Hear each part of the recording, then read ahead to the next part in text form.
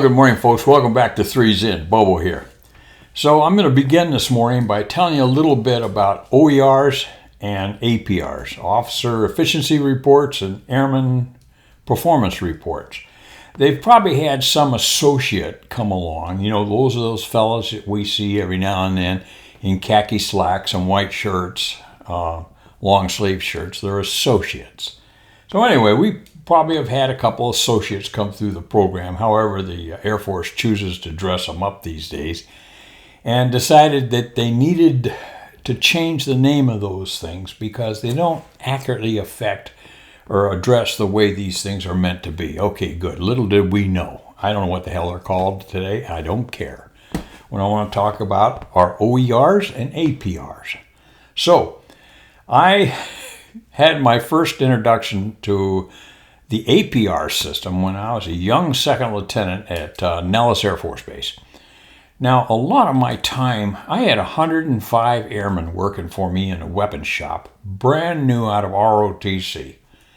And one of the things I had to do was write APRs on these guys. 105, I was always writing an APR of some kind or another. I didn't have any officers working for me at that time, but 105 airmen filled the bill, I suppose. So we had this one guy in the outfit that was a slug. I can't remember much about him other than he was a slug. I don't need to remember much about him because he was a slug. And I've got a lot of neat things to tell you about rather than slugs. So anyway, you get the picture. So I write an OPR for a slug and send it up to CBPO. Now CBPO was Consolidated Base Personnel Officer. I wouldn't have a clue what the associate calls it today. I don't care. Okay. So I send it up and they send it back and they said, this is not adequate enough, blah, blah, blah, and gave me some reasons and so forth. I'm looking at the guy's a slug. What more can I say?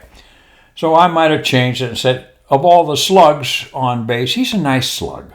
Send it back up.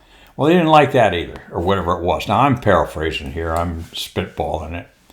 Anyway, the 9th time or the 10th time it came back to me, I was pissed. I mean, I've had to take time out of my valuable day loading weapons on airplanes to sit down and tell CBPO and the rest of the world what kind of a slug this guy was. And I went through 9 or 10 different attempts at it.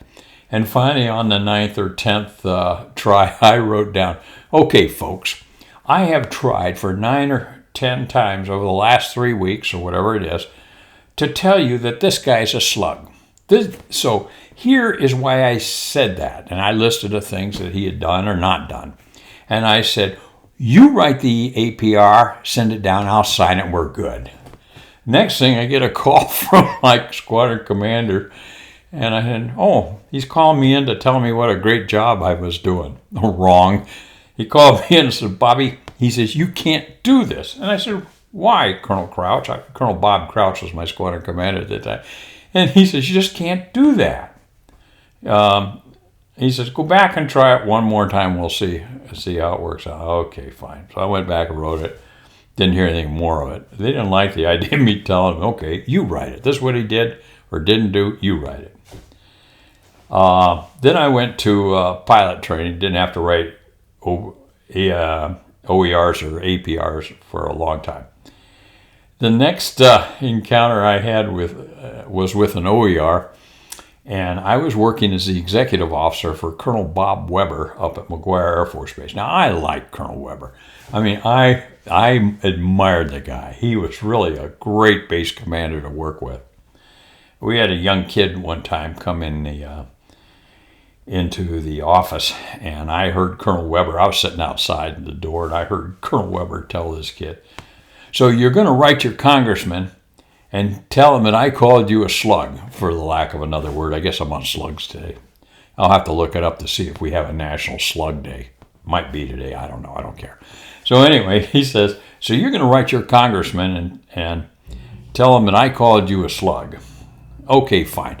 He says, I am obligated to answer congressional inquiries, okay? So when he writes back to me and tells me what your grievances are, I'm going to use that opportunity to tell him just what kind of slugs that we're getting from the state of of Iowa. So I would welcome the opportunity. The kid saluted smartly, walked off, never heard anything more from him. Okay, back to the OERs. So we have this priest, and this is why I thought of this with the new Pope here last week. So we have this priest show up, his OER shows up, and of course Colonel Weber says, "Would you mind writing this?" And I said, "Not at all, sir." I didn't mind, it was fine. So I wrote the OER. Now the reason an OER was generated for Father Frank was because he was retiring from the Air Force. Okay. So I write this ER talking about all the neat things he had done and so forth. Took it in, Colonel Weber signed it, sent it back up to CBPO, and they bounced it because part of the OER was suggested follow-on assignments. And you had, I think, 2 blocks you had to fill in at one time. You had to fill in the next assignment and then the follow-on assignment after that. Well, Father Frank's retiring. He's not going to get a follow-on assignment. Give me a break. But they bounced it and said, according to Air Force personnel regulation, yeah. Okay. So Weber was just incensed, and he called him up and said, "Sir, we can't process that OER unless we have those squares filled." Colonel Weber says, "Okay, fine." So he calls me in and he says, "Bobby, this is what I want you to put on that OER. Just handwrite it. I don't care." And then send it back to him. So I did. The suggested next assignment was Cardinal, and the follow-on assignment was Pope. So I hand wrote those 2 in, put it in an envelope, sent it back to CBPO. Never heard a word from them. They just decided this was one battle they weren't willing to fight because it was just going to get ugly.